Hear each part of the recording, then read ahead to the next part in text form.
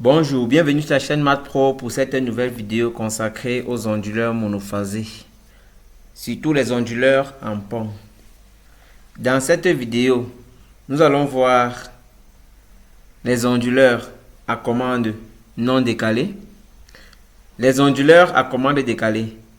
Pour chaque type d'onduleur, nous allons faire une étude de fonctionnement. Nous allons déterminer la valeur efficace, analyser les harmoniques, déterminer le taux de distorsion harmonique.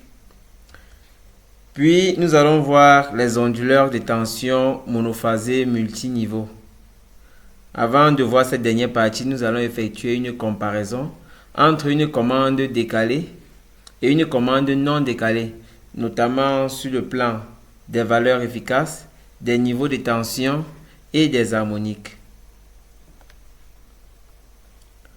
En guise d'introduction, l'onduleur monophasé de tension en pont est utilisé pour une charge inductive, LR. L étant l'inductance et R la résistance. Elle nécessite des interrupteurs électroniques bidirectionnels, c'est-à-dire une diode en antiparallèle sur un interrupteur unidirectionnel. Ceci pour pouvoir gérer les deux sens du courant, puisque la bobine doit se charger et se décharger. Voici le schéma d'un onduleur monophasé en pont. Voici notre charge RL. La tension d'alimentation ou la sous-alimentation, c'est E. Nous avons quatre interrupteurs qui forment notre pont. L'interrupteur K1, bidirectionnel, formé de Q1 et de D1. L'interrupteur K2, aussi bidirectionnel, formé de Q2 et de D2. L'interrupteur K3, formé de Q3 et de D3. Et enfin l'interrupteur K4, formé de Q4 et de D4. Nous allons étudier cet onduleur en commande décalée et en commande non décalée. L'équation de charge est donnée par UC est égal à L dI dt plus RI. UC étant la tension de charge et IC le courant de charge. L'avantage des onduleurs en pont est qu'ils peuvent être alimentés par une seule source de tension. Nous avons vu qu'il y avait une seule source de tension, une seule batterie. Contrairement au montage en demi-pont, le montage en pont permet d'utiliser une commande adjacente non décalée ou une commande décalée. Nous allons commencer avec la commande non décalée. Voici le schéma de notre onduleur en pont, en commande décalée. Dans la commande décalée, les interrupteurs K1 et K2 et K3, K1 et K3 fonctionnent simultanément, donc sont commandés simultanément dans la première demi-période, c'est-à-dire de 0 à T sur 2. Puis, les interrupteurs K2 et K4 sont aussi commandés simultanément dans la deuxième demi-période, c'est-à-dire de T sur 2 à T. Lorsqu'on dit qu'un interrupteur K est commandé, cela signifie que soit c'est la diode qui conduit, ou alors c'est l'interrupteur commandé qui conduit. Ceci permet en réalité de faire circuler le courant dans les deux sens. Il est à noter que les commandes des interrupteurs d'un même bras, par exemple K1 et d'un même bras K1 et K4 d'une part, ou du deuxième bras, en fait c'est K1 et K2 d'une part, et du deuxième bras K3, K4 d'autre part, sont complémentaires. Donc, ceci signifie que les interrupteurs K1 et K2 ne peuvent pas fonctionner au même moment pour éviter de court-circuiter la batterie. Ou alors les interrupteurs K3 et K4 ne peuvent pas fonctionner au même moment. Maintenant, dans un système où il y a inductance, généralement, lorsqu'on veut commencer l'étude, on commence toujours par la décharge de la batterie. Ici, la décharge va se faire à travers les diodes D1, D3 ou alors D2, D4, avant de passer à la charge. Nous commençons donc l'étude avec commande non décalée. C'est-à-dire, nous sommes dans la première demi-période de 0 à t sur 2. À ce moment, K1 et K3 sont fermés. Lorsque K1 et K3 sont fermés, on voit bien que la tension de charge UC est égale à la tension d'alimentation U. Est égale à la tension d'alimentation E, qui est supérieure à 0. Maintenant, nous allons scinder la première demi-période en deux. La première partie de 0 à T1. Cela correspond à la partie où la bobine se décharge, puisque nous avons dit que pour étudier un système avec bobine, on commence toujours par la décharge. À ce moment, D1 et D3 conduisent. On voit que le courant s'oppose au courant des charges. Cela signifie qu'on aura le courant des charges inférieur à 0. Puisque UC, qui est la tension des charges, est supérieure à 0, c'est-à-dire c'est égal à E qui est supérieur à 0, et IC, qui est le courant des charges, est inférieur à 0, la puissance instantanée dans cet intervalle, c'est-à-dire de 0 à T1, sera donc inférieure à 0, puisque c'est le produit UC fois IC. UC supérieur à 0, IC inférieur à 0. Puisque la puissance instantanée est négative, alors c'est la bobine qui fournit de l'énergie à l'alimentation. Il s'agit d'une phase de récupération ou de restitution. La deuxième partie du temps de notre première demi-période, c'est-à-dire de T1 à T sur 2, le courant circule maintenant à travers les interrupteurs commandés Q1 et Q3. Ainsi, le courant circule, le courant des charges est positif puisque le sens du courant est dans le sens du courant des charges. À ce moment, IC est supérieur à 0. Puisque UC est aussi supérieur à 0, la puissance instantanée sera donc supérieure à 0. La bobine reçoit de l'énergie. Il s'agit d'une phase d'alimentation ou d'accumulation. Maintenant, nous passons à la deuxième demi-période. C'est-à-dire, dans cette partie, ce sont plutôt les interrupteurs K2 et K4 qui sont fermés. Lorsque K2 et K4 sont fermés dans l'intervalle T sur 2 à T, la tension de charge UC est égale à moins E. On peut observer cela sur le schéma. UC est égal à moins E qui est donc inférieur à 0. Nous scindons encore cette deuxième demi-période en deux. On va aller d'abord de T sur 2 à T2.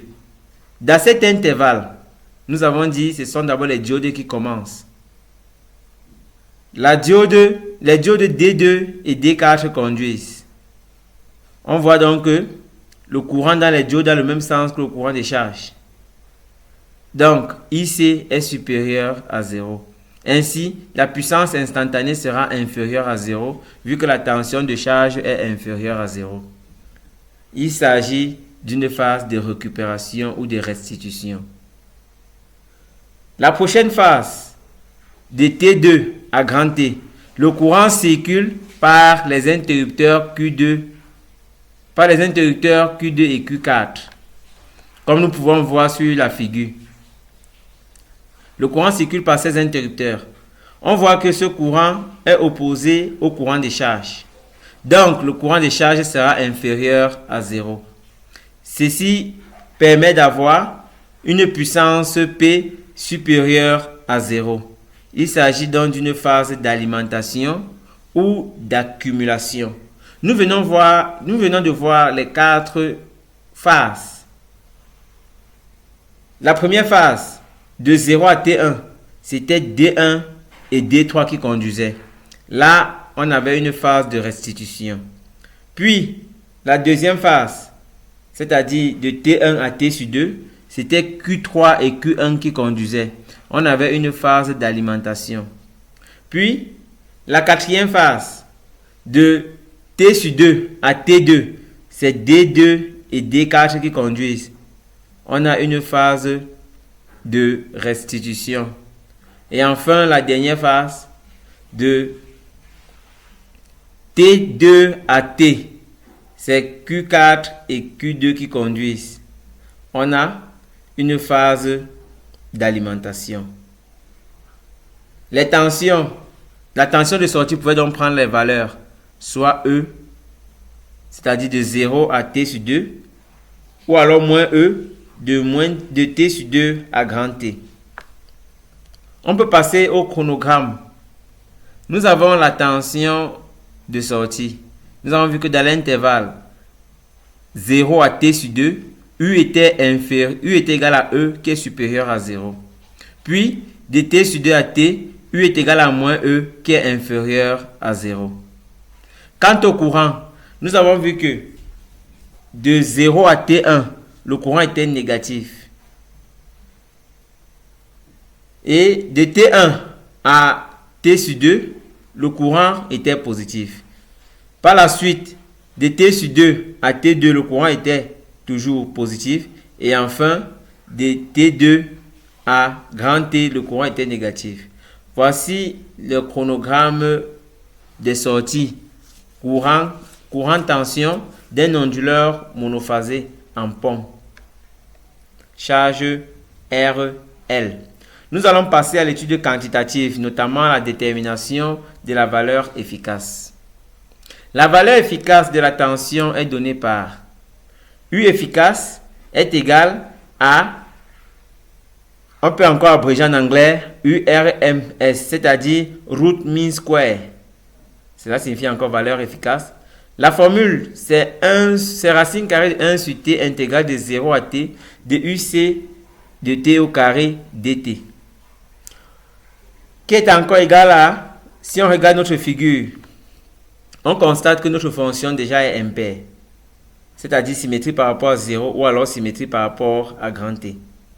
On va se rendre compte que dans l'intervalle de 0 à T sur 2, on a E, et de T sur 2 à T, on a moins E. Mais élevé au carré, ça va donner E dans les deux intervalles que nous venons de citer. Cela signifie, puisque nous voulons calculer la valeur efficace et nous avons besoin du carré, intégrer de 0 à T, c'est encore intégrer 2 fois de 0 à T sur 2, puisque c'est moins E au carré, c'est toujours E carré. Donc, la valeur efficace sera donc racine carrée de 2 sur T intégrale de 0 à T sur 2 de E carré dt. Ceci permet d'avoir racine carrée de 2E carré sur T fois T sur 2 sur T, qui donne racine carrée de E au carré, qui donne E. En d'autres termes, la valeur efficace de la tension de sortie d'un onduleur monophasé à commande non décalée est E. Il faut retenir du moins il faut retenir ce résultat que nous avons trouvé, que lorsque la commande est non décalée, la valeur efficace de la tension de sortie est E. Nous allons passer à l'analyse des harmoniques. Une approche très utile pour l'analyse des onduleurs est d'exprimer la tension de sortie et le courant de charge en termes d'une série de Fourier. Ceci nous permet d'évaluer le taux de distorsion harmonique, en abrégé THD. Nous allons donc faire une étude de Fourier pour évaluer le taux de distorsion harmonique de l'onduleur monophasé à commande non décalée. Pour rappel, si f est une fonction périodique de période t égale 2 pi sur oméga, la décomposition en série trigonométrique de la fonction f, du moins la décomposition en série trigonométrique de Fourier de la fonction f, est donnée par ff de t égale a0 sur 2 plus somme n égale 1 jusqu'à l'infini de an cosinus n oméga t plus bn sinus oméga t, où les coefficients a0, an et bn sont à déterminer par les expressions a0 égale 2 sur t intégrale de 0 à t de f de t dt, an égale 2 sur t intégrale de 0 à t de f de t cosinus n oméga t dt, bn égale 2 sur t intégrale de 0 à t de f de t sinus n oméga t dt. Or, notre signal UC de T, nous avons vu tout à l'heure que c'était impair. Sa série de Fourier ne contient donc que les harmoniques impairs. Donc les harmoniques paires vont s'annuler. Cela signifie que A0 est égal à 0, AN est égal à 0. En calculant BN, en utilisant cette formule, bien sûr, on va obtenir BN égale à 4E sur NPi. Nous avons effectué un cours sur la série de Fourier où nous démontrons, ou alors nous calculons de façon méthodique et de façon détaillée les coefficients AN, A0 et BN. Nous allons mettre le lien en commentaire de cette vidéo, en description de cette vidéo. Puisque A0 est égal à 0, AN est égal à 0, on a trouvé BN qui est égal à 4E sur NPi avec N impair. Alors, on obtient UC de T est égal à une somme de N égale 1, bien sûr N impair, de Bn sinus N oméga T, c'est-à-dire de 4E sur NPi sinus N oméga T avec N impair. Si nous posons UN égale 4E sur NPi, c'est-à-dire l'amplitude d'harmonique de rang N ou d'ordre N, il s'agit là bien sûr d'une valeur maximale. Alors, nous pouvons représenter quelques harmoniques, quelques amplitudes harmoniques dans un tableau. Nous avons pour N égale 1, c'est-à-dire on a le fondamental. U1 sera égal, en remplaçant N par 1, à 4E sur pi. Pour N égale 2, c'est 0, vu qu'on a dit que les N doivent être impairs. Pour N égale 3, on a 4E sur 3pi. Pour N égale 4, c'est 0, vu que 4 est pair. Pour N égale 5, on a 4E sur 5pi. Pour N égale 6, on a 0. Pour N égale 7, on a 4E sur 7pi. À partir de là, nous pouvons représenter le spectre de la tension UC/dt. Voici la représentation spectrale de cette tension. Nous voyons très bien que nous avons uniquement les harmoniques, au moins les amplitudes des harmoniques lorsque N est pair. Donc, nous avons U1, U2 c'est 0, U3, U4 c'est 0, U5, U6 c'est 0, U7. L'amplitude à la fréquence fondamentale, c'est-à-dire à U1, nous avons vu que c'est U1 égale à 4E sur pi. Ici, il s'agit, comme nous avons dit tantôt, de la valeur maximale. Cela signifie que la valeur efficace de la fréquence fondamentale, la valeur efficace de l'amplitude à la fréquence fondamentale est U1 efficace égale U1 sur racine de 2, c'est-à-dire 4E sur pi racine de 2. Nous passons au taux de distorsion harmonique, toujours pour cette commande non décalée. Le taux de distorsion harmonique représente en fait le degré de pollution harmonique généré à la sortie des onduleurs. Le taux de distorsion harmonique de la tension est donné par d'une tension quelconque. Est donné par THD. Taux de distorsion harmonique est égal à la racine carrée de la somme de n égale 2 jusqu'à l'infini de UN efficace au carré sur U1 efficace. C'est-à-dire, on va prendre la somme des valeurs, la somme des carrés des valeurs efficaces des amplitudes des différentes harmoniques divisé par l'amplitude du fondamental. Nous avons vu bien sûr UN qui est égal à 4E sur NPi. Cela signifie que UN efficace, c'est 4E sur NPi racine de 2. Or, ici, si on remarque bien, la somme part à 2.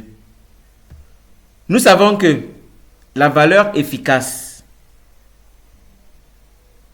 est égale à la somme des valeurs. La valeur efficace normale est égale à la somme des valeurs efficaces des amplitudes, du moins des valeurs efficaces des différentes harmoniques, somme des carrés bien sûr. Cela signifie que nous avons trouvé déjà U efficace par calcul algébrique, nous avons trouvé E. Ce E-là devrait être égal à U1 efficace au carré plus U2 efficace au carré plus U3 efficace au carré jusqu'à l'infini, comme le traduit la série de Fourier. Or, ici, la somme partant de 2 à plus l'infini, on peut donc écrire U efficace au carré est égal à U1 efficace au carré, à partir de cette formule, U1 efficace au carré, plus une somme allant de 2 jusqu'à l'infini de UN efficace au carré. Voici ce UN efficace au carré, dont la somme part de 2 à plus l'infini, qui est dans la formule du taux de distorsion harmonique. On peut donc tirer cela.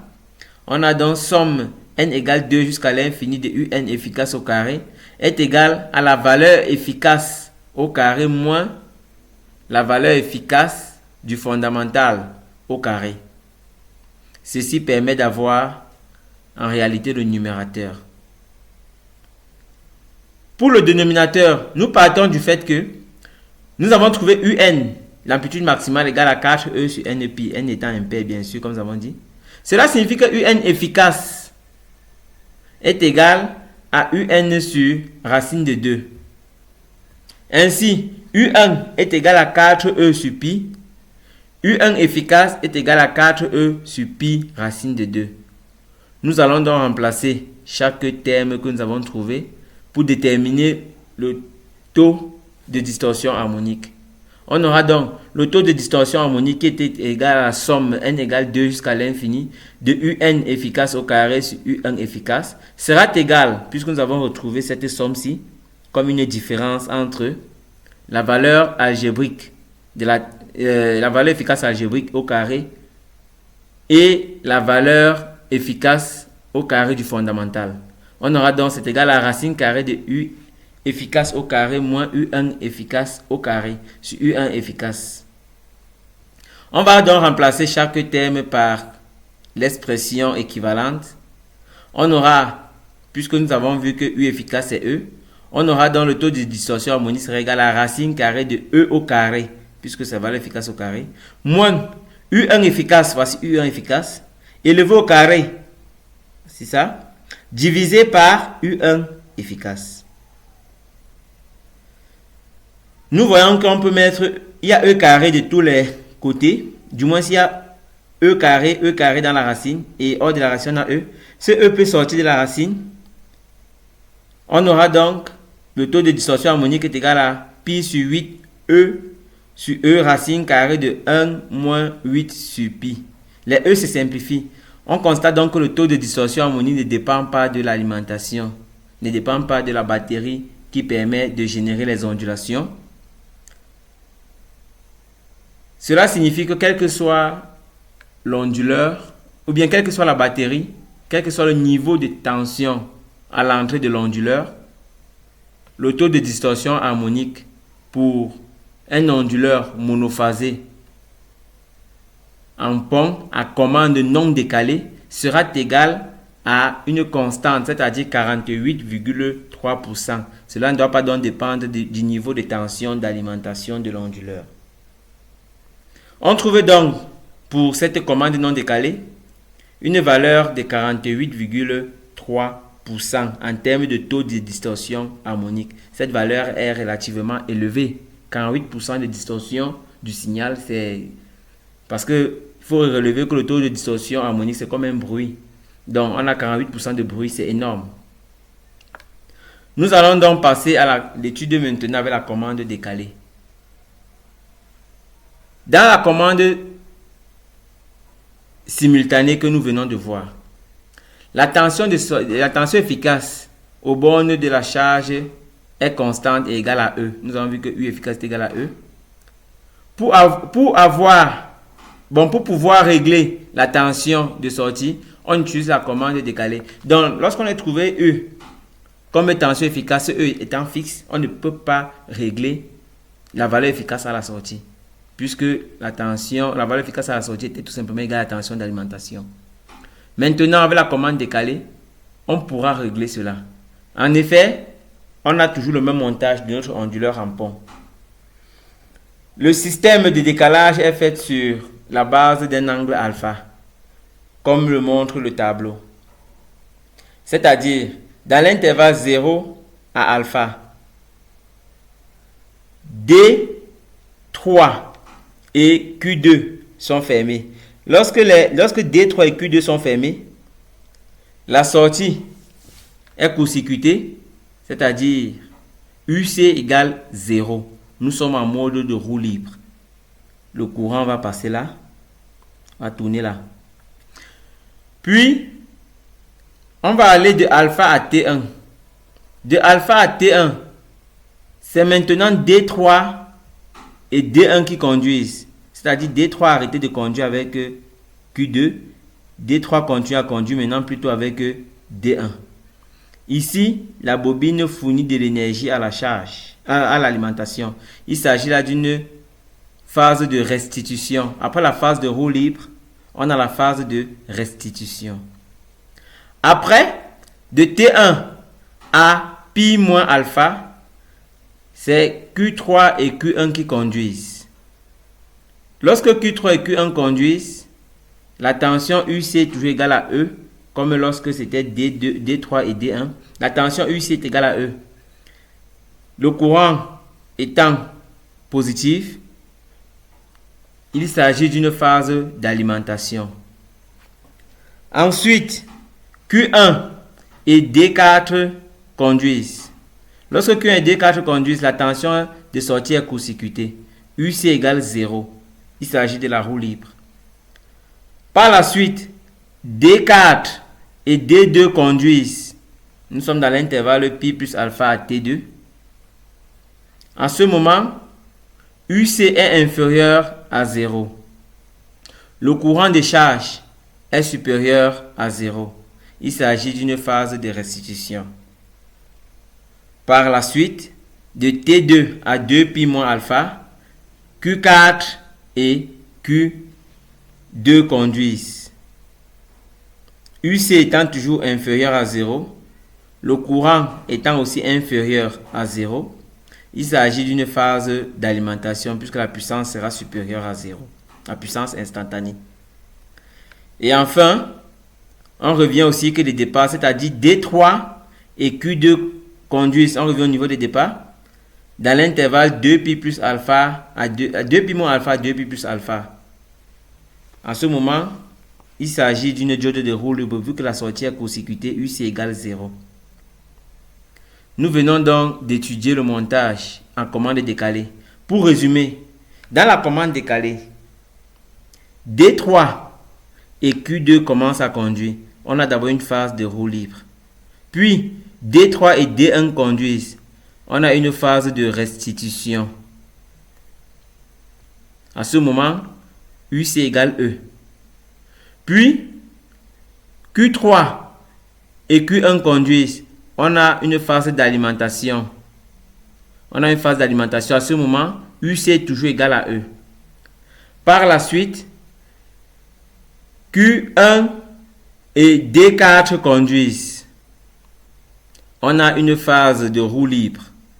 UC égale 0. Puis, D4 et D2 conduisent. On a une phase de restitution. UC inférieur à 0.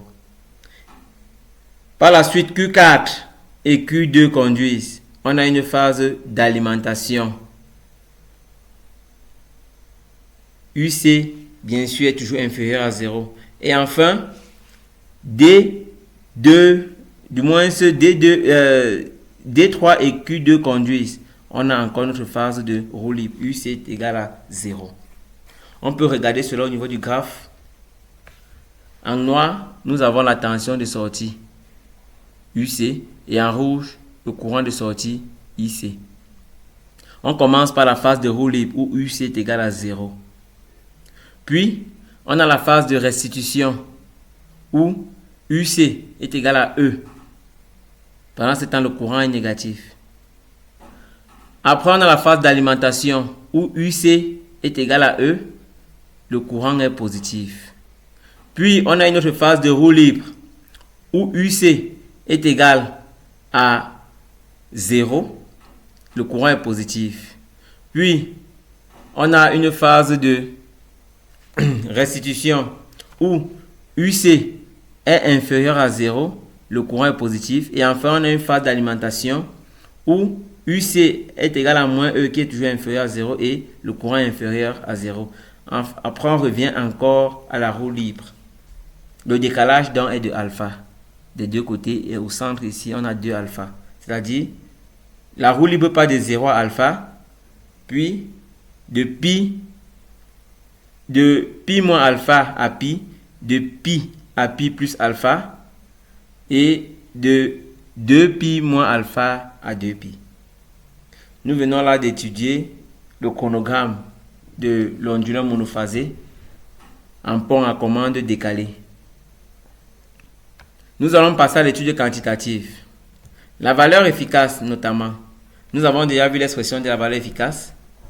La valeur efficace, U efficace ou encore U root mean square est égal à la racine carrée de 1 sur t intégrale de 0 à t de UC de t au carré dt, qui est égal à la racine carrée de 2 sur 2pi intégrale allant de alpha à pi moins alpha de e carré dt, qui donne e racine carrée de 1 moins 2 alpha sur pi.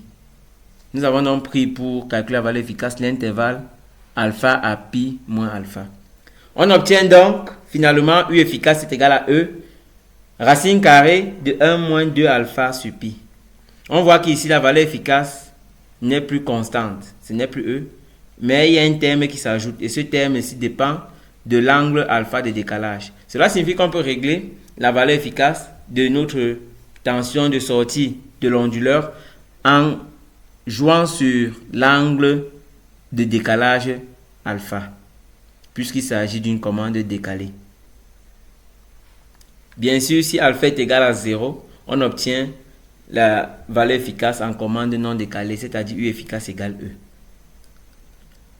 Nous allons passer à l'étude en harmonique, l'analyse des harmoniques. Notre signal est toujours impair. Cela signifie que sa série de Fourier ne contient que les harmoniques impaires. Donc, A0 est égal à 0, AN est égal à 0, BN est égal à 4E sur NPi cosinus alpha.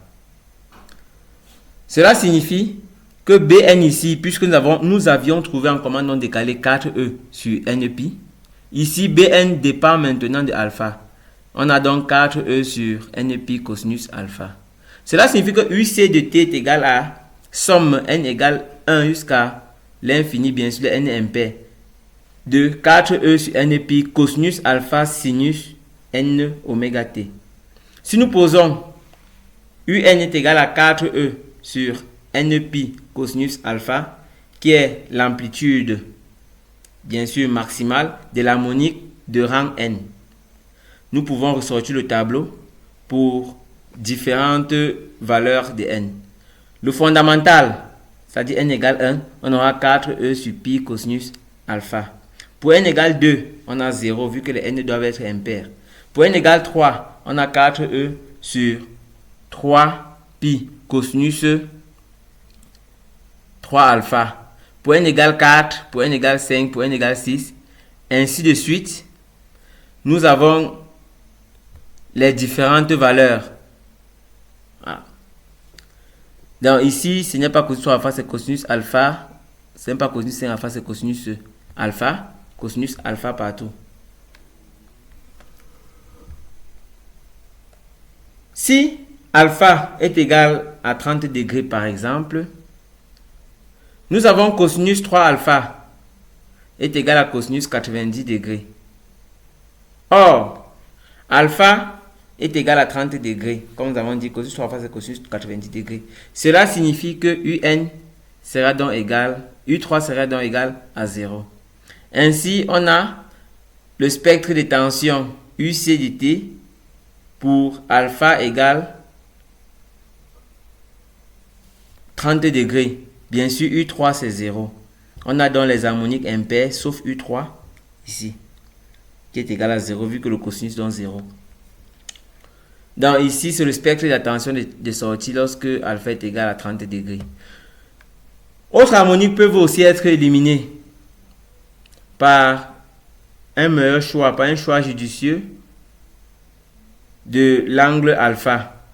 Par exemple, si nous voulons annuler l'harmonique de rang K, alors on a cosinus K alpha égale 0. Cela signifie que K alpha est égal à pi sur 2. Alpha est égal à pi sur 2K. Donc, nous venons de retrouver nous venons de tracer le spectre de tension de l'onduleur monophasé en commande décalée pour alpha est égal à 30 degrés. Nous allons étudier maintenant le taux de distorsion harmonique, en abrégé THD.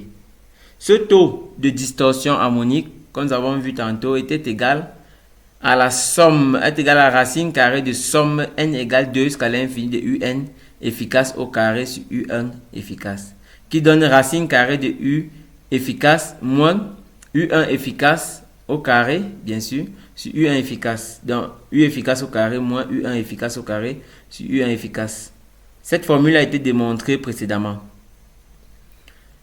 En remplaçant chaque terme par sa valeur, nous savons d'abord que u efficace, nous avons trouvé que c'est égal à e racine carrée de 1 moins 2 alpha sur pi. Cela signifie que u efficace au carré est égal à e carré facteur à 1 moins 2 alpha sur pi.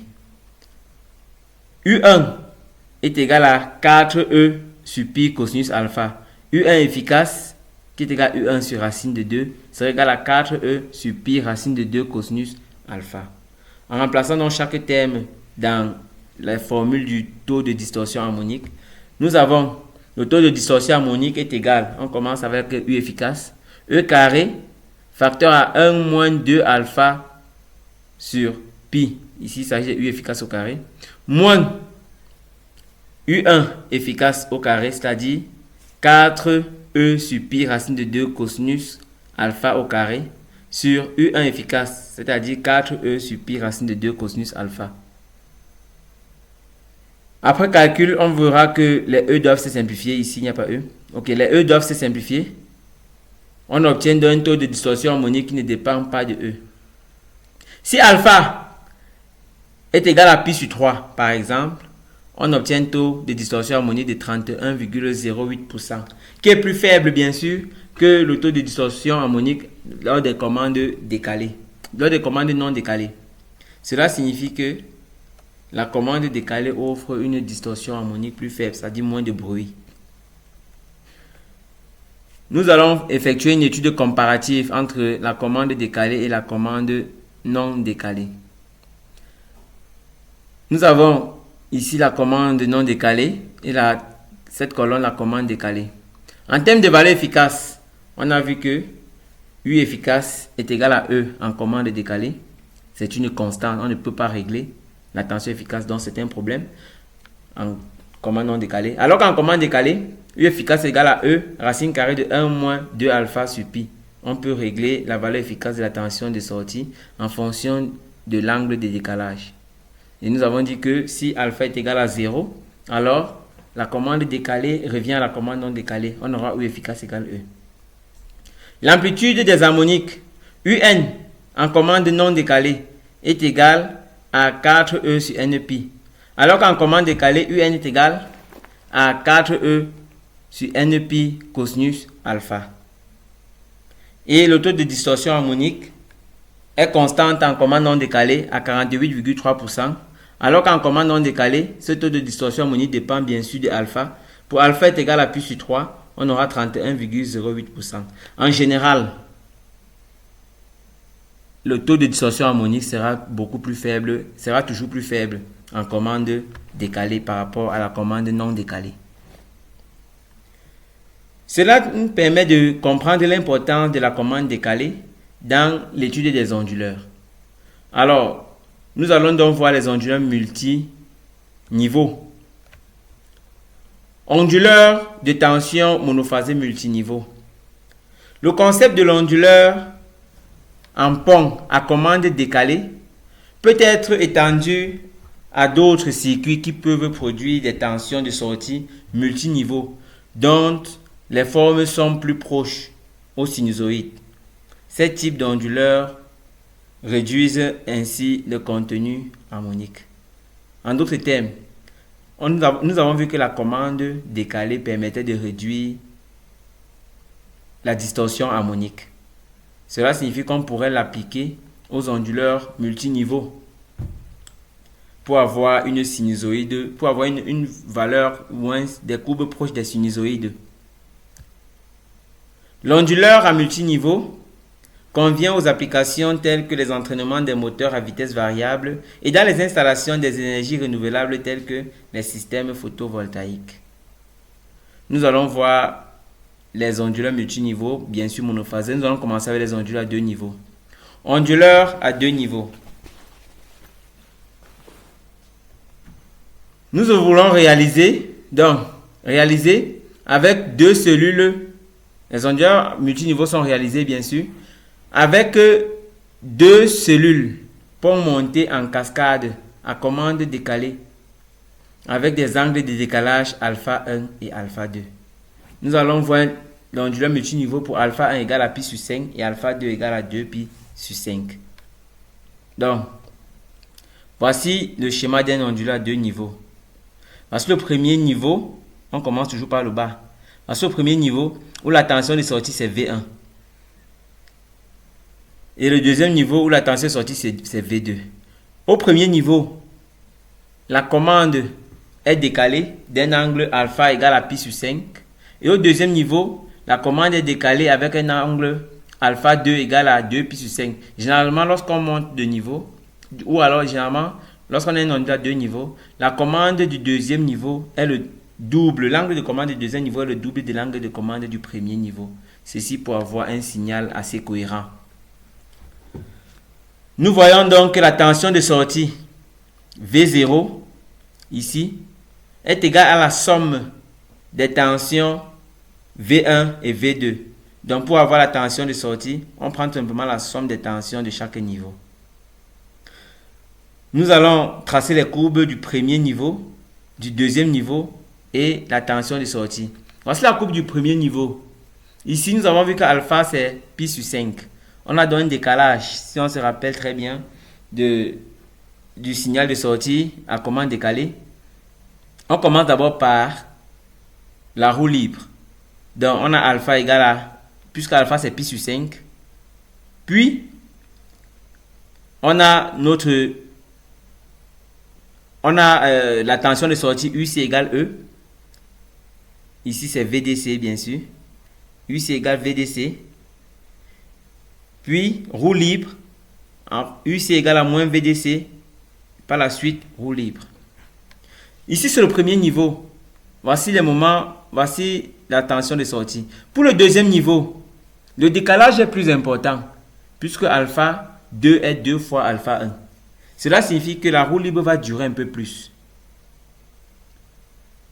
Et la roue libre va aussi commencer un peu plus tôt, puisqu'on va aller de pi moins alpha 2 à pi d'abord, puis de pi à pi plus alpha 2. Voici donc la tension de sortie du deuxième niveau. Il y a roue libre. Puis ici, la tension V2 est égale à VDC, ou alors E. Et enfin, par la suite, roue libre.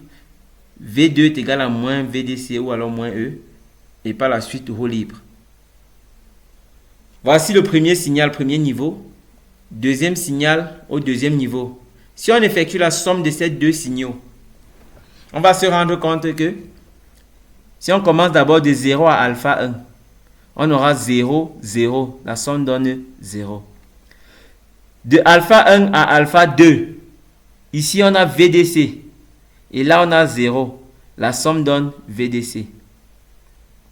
De alpha 2 à pi moins alpha 2, ici on a VDC. En V1 on a VDC. En V2 on a VDC aussi. La somme donne 2 fois VDC. De pi moins alpha 2 à pi moins alpha 1. En V1, on a VDC. En V2, on a 0. La somme donne VDC. De pi moins alpha 1 à pi plus alpha 1. On a 0, 0. De pi plus alpha 1 à pi plus alpha 2.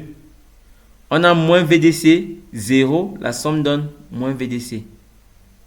De pi moins, de pi plus alpha 2 à 2 pi moins alpha 2. On a moins VDC, la somme donne moins 2 fois VDC, ainsi de suite. Là, il s'agit donc d'une somme de tension de sortie des onduleurs de premier niveau et de deuxième niveau. La tension sortie donc est la somme des deux tensions de sortie des deux niveaux. Ici, c'est l'onduleur à 2 niveaux. Nous pouvons aussi étudier l'onduleur à 3 niveaux. Il suffit tout simplement, ici l'onduleur à 2 niveaux, nous avons 2 sources de tension, nous avons 2 onduleurs en pont. L'onduleur à 3 niveaux, nous allons utiliser 3 onduleurs en pont.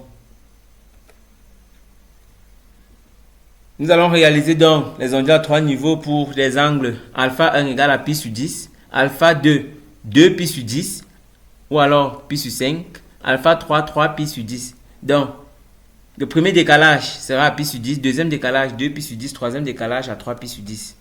On a ce schéma. Voici l'onduleur de premier niveau, deuxième niveau et troisième niveau. La tension au premier niveau c'est V1, tension décalée de qui donne un décalage de alpha 1 égale à pi sur 10. Tension au deuxième niveau c'est V2, dont la commande est décalée de alpha 2 égale à 2 pi sur 10. Tension au troisième niveau c'est V3, dont la commande est décalée de alpha 3 égale à 3 pi sur 10. La tension est sortie V0 est la somme des trois tensions V1, V2 et V3. L'alimentation VDC à chaque niveau. Nous avons donc dans le même principe V1. Pour V1, la commande étant, le décalage étant très petit, pi sur 10, on a donc alpha qui est égal à pi sur 10. Ici, on a d'abord la roue libre 0, puis VDC et de pi moins alpha 1 à pi plus alpha 1, on a la roue libre, puis moins VDC, ensuite la roue libre, ainsi de suite. Mais le décalage est très faible. Pour le deuxième niveau, le décalage c'est le double du premier niveau. On aura donc un décalage plus grand, alpha 2, qui est égal à 2 fois alpha 1. On a donc ce créneau-ci. Pour le troisième niveau, c'est le même principe. Le décalage est 3 fois le décalage du niveau 1. On a donc alpha 3, bien sûr 3 pi sur 10. Roue libre pendant 3 pi sur 10. VDC. Puis roue libre, VDC, ainsi de suite. V0, c'est la somme de ces tensions. De 0 à alpha, on a 0, 0, 0. La somme, c'est 0. De alpha 1 à alpha 2, on a 1, 0, 0. La somme, c'est 1. De alpha 2 à alpha 3, on a 1, 1, 0. La somme, c'est 2. Puisque 1 plus 1, c'est 2. Et enfin, de alpha 3 à pi moins alpha 3, on a 1, 1, 1. Ce qui donne 1. Ce qui donne 3. Pardon. 1 plus 1 plus 1, 3. Ensuite, on aura 2, 1, 0, moins 1, moins 2, moins 3, moins 2, moins 1, 0, ainsi de suite. Il s'agit tout simplement de la somme de ces trois tensions. Nous pouvons aussi voir l'onduleur à 5 niveaux.